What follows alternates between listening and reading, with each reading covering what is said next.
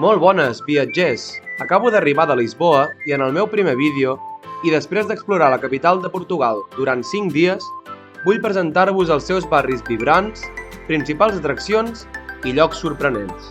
Però abans de res, presentar-me.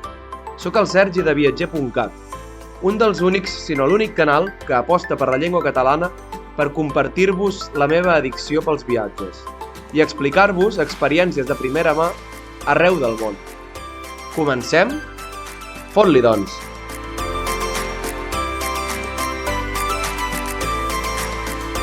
La capital de Portugal es troba a la desembocadura del riu Tajo i és la capital situada més a l'oest en terra ferma del continent europeu. Amb la seva rica arquitectura, bonic casc antic i el seu clima càlid, la popularitat de Lisboa ha crescut de manera massiva durant els últims anys.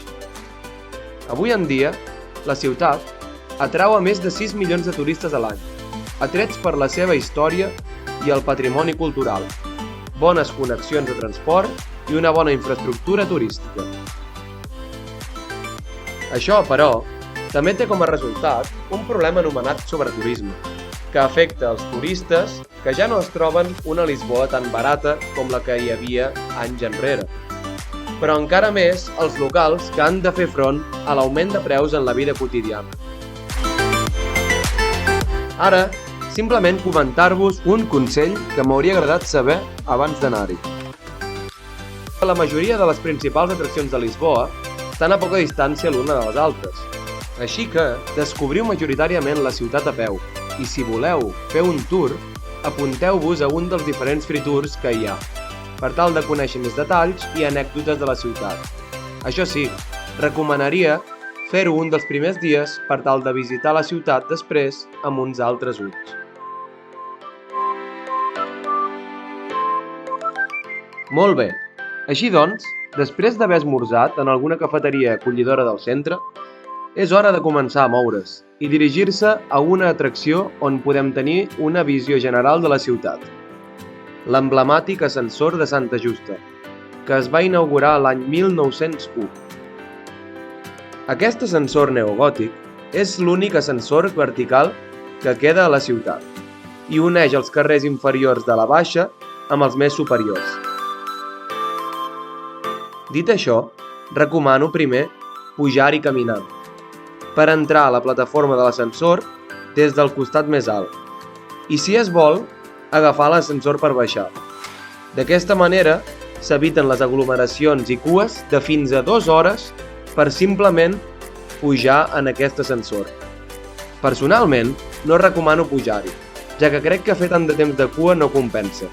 I al final, el més interessant és la vista, almenys per mi, i la podem gaudir igualment i de manera gratuïta, cremant unes quantes calories. Seguim recorrent els turons i ens n'anem cap a Alfama i Castillo. Aquest és el barri més antic de Lisboa i en aquesta zona hi trobarem gran multitud de llocs per visitar, inclòs el Panteó Nacional, la Catedral de Lisboa i, per descomptat, el Castell de São Jorge. El meu millor consell aquí és simplement perdre's i gaudir de les vistes des dels molts dels miradors que hi ha, com el de Santa Lucía o el de Porto de Saupe, abans de tornar a anar en direcció a la Baixa.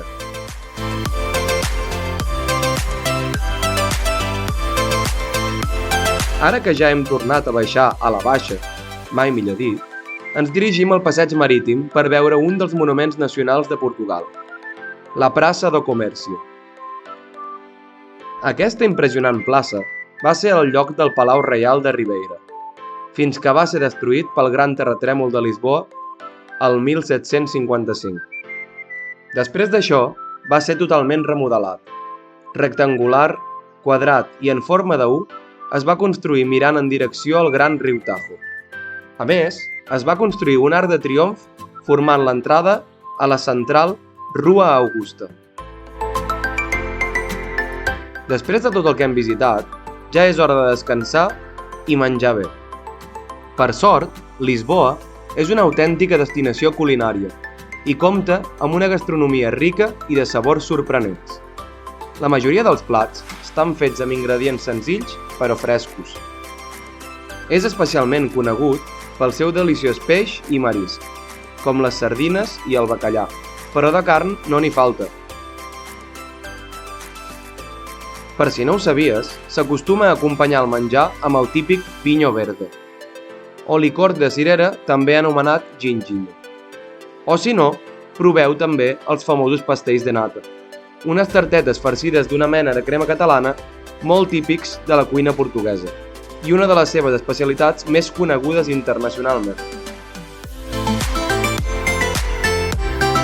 Seguint la nostra ruta, ens trobem a prop del Time Out Market.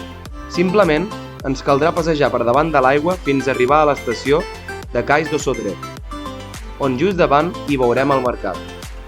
Aquest ens pot recordar a qualsevol altre mercat hipster de moda, però de fet, és una transformació d'un mercat d'alimentació tradicional que no s'utilitzava.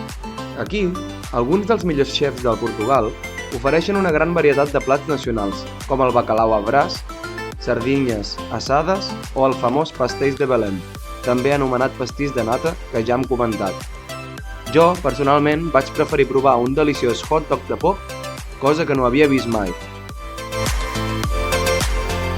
Amb la panxa plena, és l'hora de seguir explorant, però primer hem d'agafar el tren que convenientment surt just davant de l'estació situada al davant del mercat. El nostre destí és Belém, on podrem visitar el Palau Nacional i després passejar per un bonic parc que hi ha al costat. A continuació, seguirem pel passeig marítim i poc després farem cap al Monument dels Descobriments, que celebra l'època portuguesa de l'exploració, durant els segles XV i XVI, i destaca un total de 34 figures de la història dels descobriments, incloses les d'Enric el Navegant i Vasco da Gama. Podeu entrar al monument i dirigir-vos al mirador superior, per veure Belém des de dalt.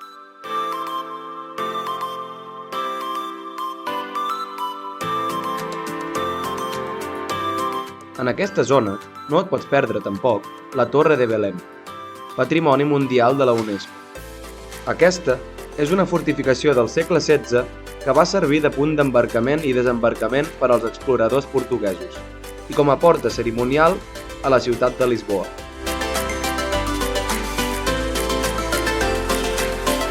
De tornada al centre ciutat, hauríeu de fer parada a un nou espai anomenat LX Factory. Aquest excomplex industrial, just al costat de l'emblemàtic pont de Lisboa, s'ha transformat en un centre creatiu molt interessant, amb gran varietat de botigues, restaurants, petites galeries d'art, cafeteries i fins i tot una biblioteca. Aquesta zona és com una mini-ciutat dins de la ciutat.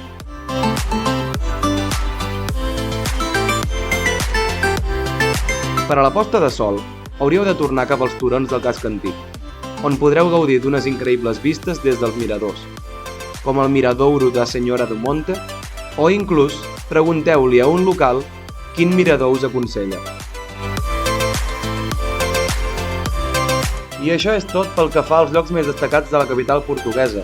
No us oblideu de destrossar el botó m'agrada i subscriure-us a un dels únics, si no l'únic canal que aposta per la llengua catalana per explicar-vos experiències arreu del món. En el següent episodi m'encantarà ensenyar-vos més atraccions turístiques i, sobretot, els racons menys coneguts de Lisboa. Soc el Sergi de Viatger.cat i ens veiem en el pròxim!